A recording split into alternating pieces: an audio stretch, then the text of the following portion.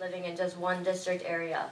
And I do know, and I am informed that up in North Shore, like those areas, they do get the Jewish holidays off. So it's working with, an option is, and I think Zubair left, someone having a legal background to help us draft a resolution.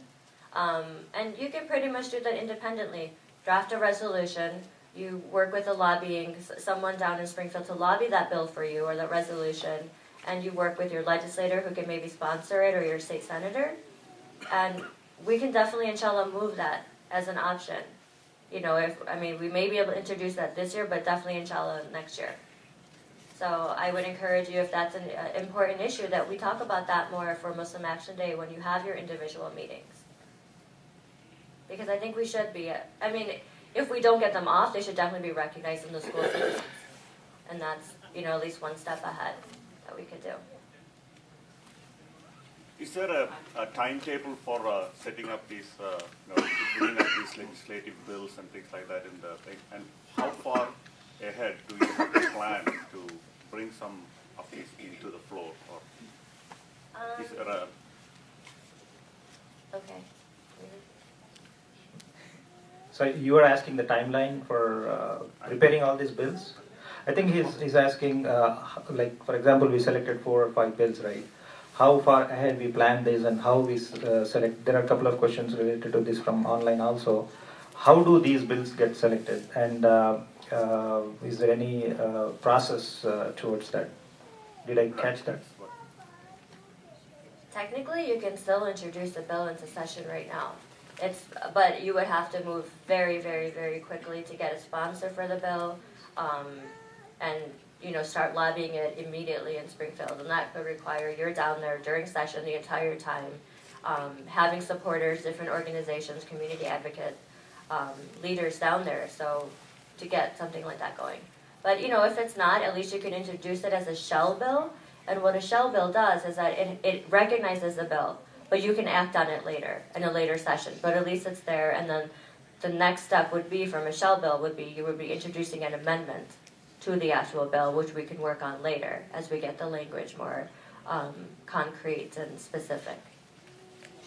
If I can just comment on Sister Samia. Sister, I heard your question about the why we don't get the Eid holidays here. It is more than that. Number one is it is up to the school district to give those holidays.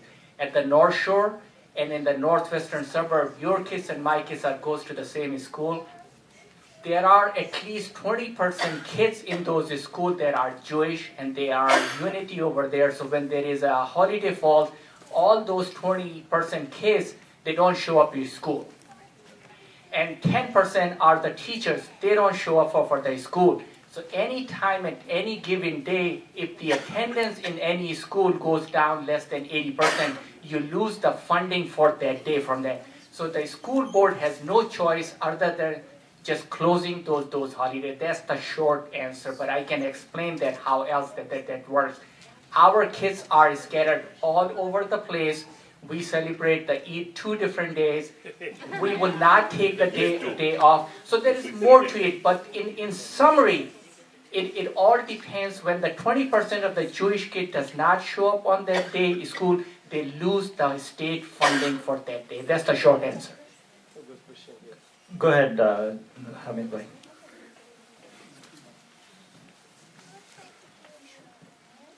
The legislature, how many times they go in a year? How many times? Yeah, session. In the whole year? Right. Session it's split. Our General Assembly schedule is split into a fall and a spring session. So we just finished, the question is how many times do our legislators go down to Springfield for session? We have 2 sessions. Currently we are in our 96th General Assembly spring session, which is the second one where all of our bills will close out down starting in April and May. And then, so right now, starting January, they went back for the second half of session. And this will now go until, inshallah, May, whenever the governor decides to adjourn for the summer. And then we'll have the whole month off, the summer off. And then, inshallah, we go back, I believe, again in October, down to Springfield. Any more questions?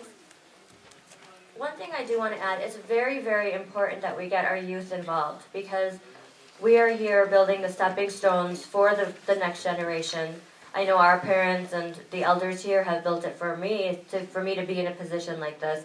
And I hope, inshallah, that we have, being the only Muslim in state government and the higher posts, being the only Muslim in the governor's office, it's a really important important role, and I want to see, inshallah, more of us in not just the governor's office, but various state and federal level positions where we can make an impact on the decisions that are made for us.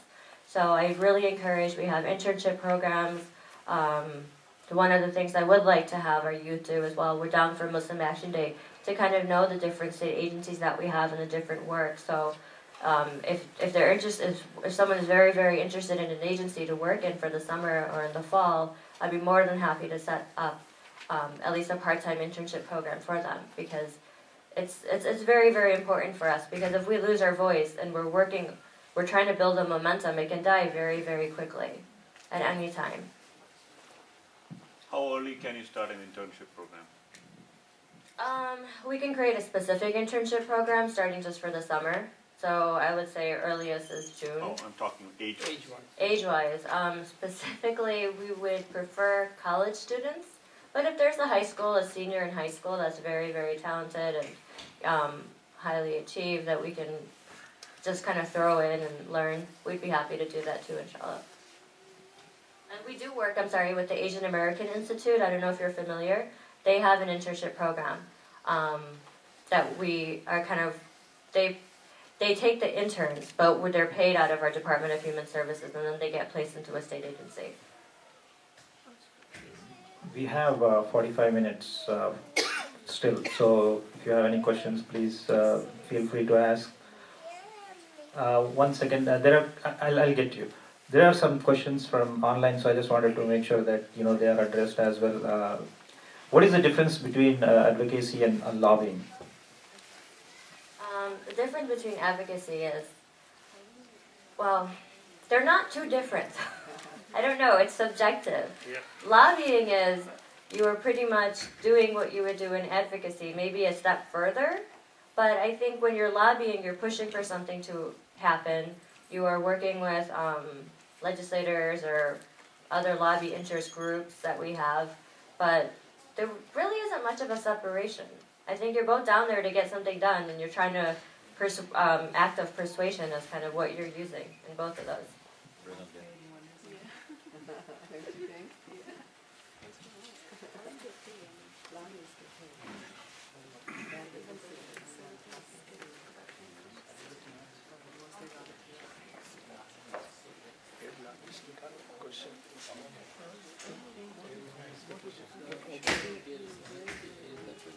Assalamu alaikum warahmatullah.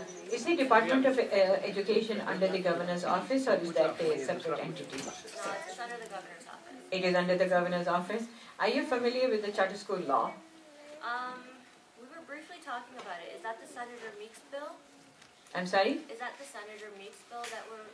This was passed back in '96, and by which any individual can open up a charter school with public funds. But the thing was that the school district must approve it.